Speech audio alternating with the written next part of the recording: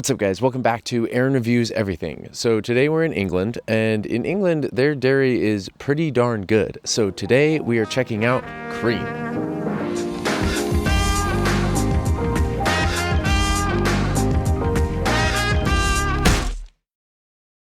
So these are quite a few of the different dairy products that you can get in England. We're going to talk about what they are, what they're used for, and some of the tasty ways to enjoy them. So let's get started. We're going to start off with single cream.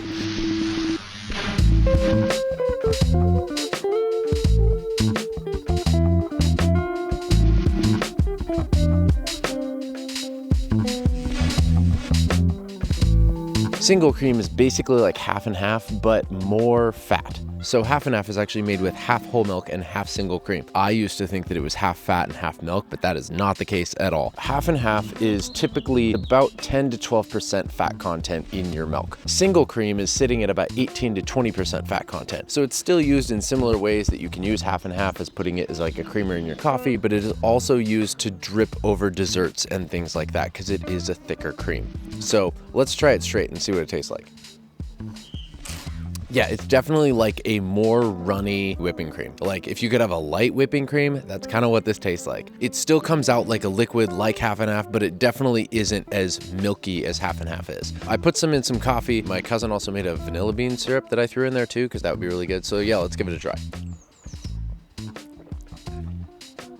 Yeah, it definitely is way thicker than if you added half and half to your coffee. The vanilla bean syrup is really good. I did try it without the vanilla bean syrup just to see what it tasted like on its own. And yeah, very thick and rich. So I think matching a coffee that's very thick, like an espresso or even like a Vietnamese coffee, could be really good just because of those bold flavors coming through to match the thickness of single cream. Next up, we have double cream.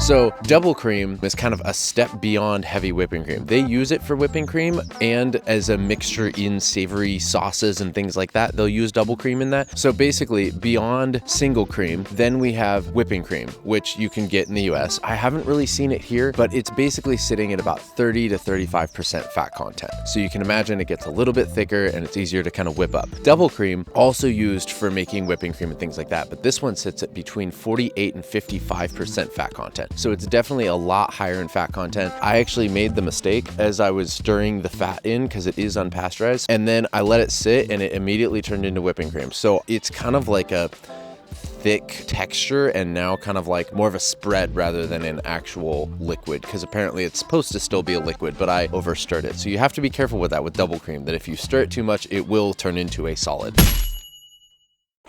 That is double cream. Let's give it a try. So much fat.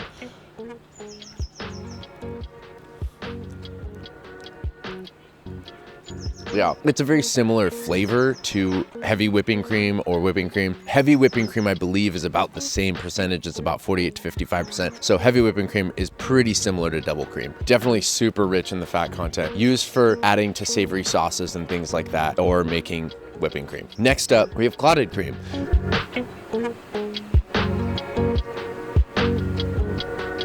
To make clotted cream, they take unpasteurized milk, they heat it up, and then they cool it down really slowly. This causes the fat content to rise to the surface, and then they scrape that off, and that is how you get clotted cream. Clotted cream's fat content is sitting at like 55 to 60%, so it is the most fat content of all of the dairy products here. This one is used typically as a spread on top of scones. If you ever get a thing called a cream tea, that is a tea or a coffee with a scone, and then they give you jam and they give you clotted cream. You spread both of those on top, and it's super delicious. I've had it quite a few times. Now I didn't have scones, so I used my cousin's homemade banana bread, and so I put some clotted cream on there. Let's give this a try. Yeah, super good. I want to try it straight too. It looks like cream cheese. We'll see.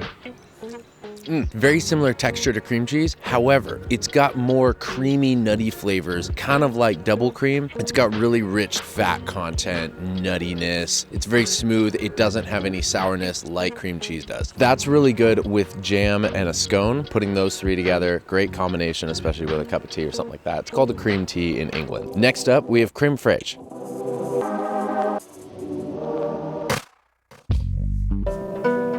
Creme fraiche comes from France, and it is very similar to sour cream, which I also brought sour cream here, but it is a little bit less sour than sour cream, but it does have a higher fat content. The fat content is about 30 to 40%, and in sour cream it is 20 to 30. The interesting thing is that they taste almost identical, except that creme fraiche has a little bit more yogurt taste to it, so it's usually used on sweeter things like banana bread, which I just grabbed right here. With sour cream, it's a little bit more sour, and it's usually used on savory things. Let's give them a try again and see what they're like.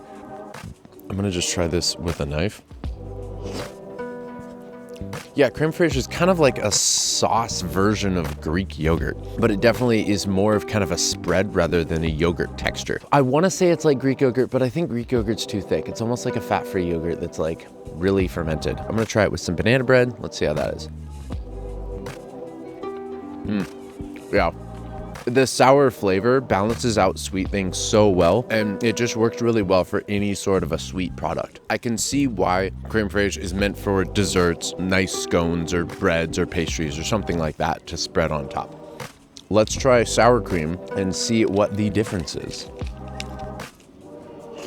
I like that I'm using a knife. Yeah, it's more sour, less sweet. There's something about it. It just seems more savory. Yeah, you would put sour cream with tacos, with enchiladas, with, you know, some savory dish rather than something sweet. But yeah, I put some sour cream on some homemade sourdough bread. So let's give that a try. Yeah, I mean, like, naturally I'd want to put a lot of seasonings and stuff on there just because sour cream is, it's just sour cream. It usually goes on a savory dish that already has a bunch of seasonings. But overall, it works. It works with a savory dish. And it's kind of hard to explain why, but if you tried them side by side, you'd understand, even though they are very similar in how they work. So yeah, that is the dairies from England. It was fun to look up like what they're used for, how they're used, the different fat contents between them all. Really interesting to try all those. Thank you guys so much for watching. Hit that like button, share this video with your friends, and I will see you guys in the next video. Peace.